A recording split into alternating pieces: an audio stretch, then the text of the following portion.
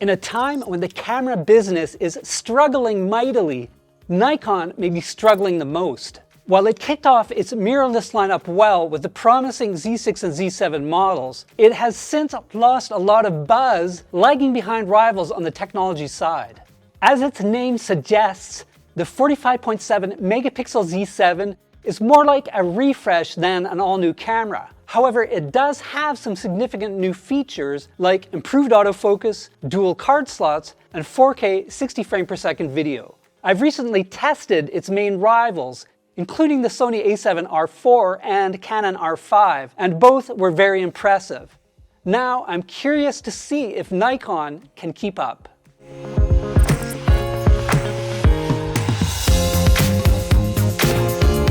Since the Z7 II body is nearly identical to the Z7, there's not a lot to discuss here. Other than the logo change and a slightly larger memory card door, you'd swear you were looking at the original model.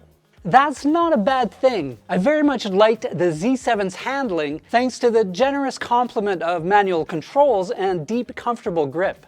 The menus and interface are also largely unchanged. Navigation is relatively easy whether using the joystick or touch display, though the menus are a bit dense. Your best bet is to take some time to set the camera up using the custom settings menu. The 3.2-inch 2.1 million dot rear display is very sharp, matching Canon's R5 and beating the Sony a7 IV. However, it only tilts one way and doesn't swivel, so it's not viable for vlogging. It's generally fine for its intended landscape shooting purpose though. As before, it packs a 3.69 million dot OLED electronic viewfinder, which is a bit too low-res for a camera with this many megapixels. All of its main rivals, including the R5, a7 IV, and Panasonic S1R, have 5.76 million dot EVFs. One of my biggest problems with the original Z7 was the single XQD card slot. Luckily, Nikon addressed that on the Z7 II using both CF Express and UHS 2 slots. That will give you a backup while shooting, or let you choose between CF Express storage and cheaper UHS 2 cards. Another key flaw that Nikon addressed is battery life. The new battery design allows for 420 shots, nearly double the previous model, and it greatly extends video recording times as well. The ports remain unchanged. You still get mini HDMI, USB 3.2, and microphone and headphone ports, a full complement suitable for video shooters. Along with improvements in the display, storage, and battery life, Nikon has made some gains on the performance front too. A lot of that is due to an update from single to dual XSpeed 6 processors.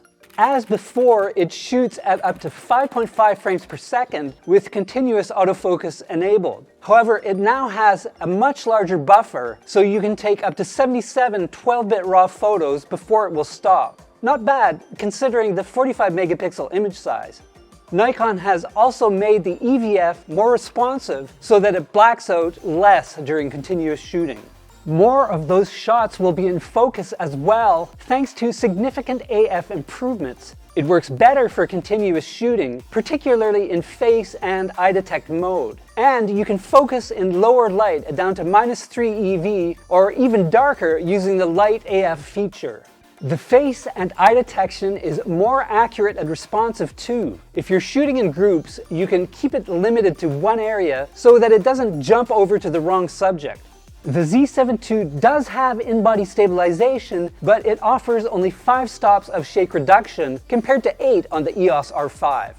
That's not a huge issue though, because image quality is the strong point of this camera. As before, it offers a base ISO of 64, which is very handy for outdoor shooting in bright light. When you're shooting RAW, you can boost shadows without adding much noise, even in sunny, high contrast conditions.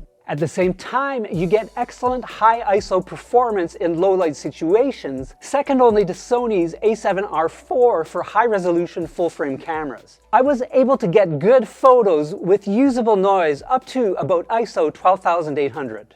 Overall, the Z7 II really delivers on image quality with sharp photos, pleasing colors, and high dynamic range. That's important for a camera designed for landscape and studio portrait shooting. When it comes to video, I'd recommend Nikon's Z6 II over the Z7 II, as the latter isn't really designed for that purpose. Still, the Z7 II is pretty competent for video and much improved over the first model. As usual, image stabilization works well for handheld video, as long as you don't try to walk or move around. Meanwhile, video autofocus generally tracks moving or still subjects decently, but it's not up to Canon or Sony's latest standards. You can shoot 8-bit 4K 60p video with a small 1.08 times crop, rather than just at 30 frames per second like the original Z7. As before, however, the Z7 II doesn't downsample video like the Z6 II. You can get sharp oversampled video if you crop down to an APS-C sensor size. Better still, you can output 10-bit HDR either in N-Log or HLG formats to a compatible recorder. You can even output raw video at up to 4K with a crop, or in HD using the full sensor width.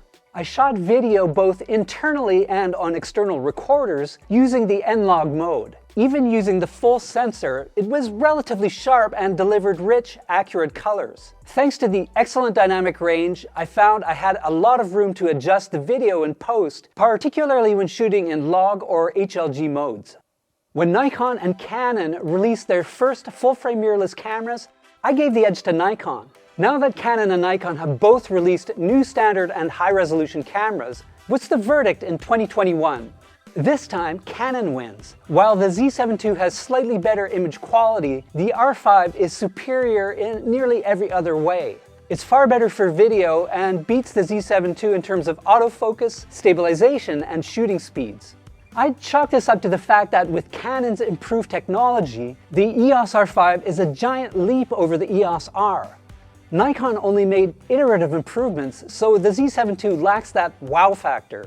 That doesn't mean the Z7 II is a bad camera, and at $3,000, it's nearly $1,000 less than the R5. It's also $500 cheaper than Sony's A7R4.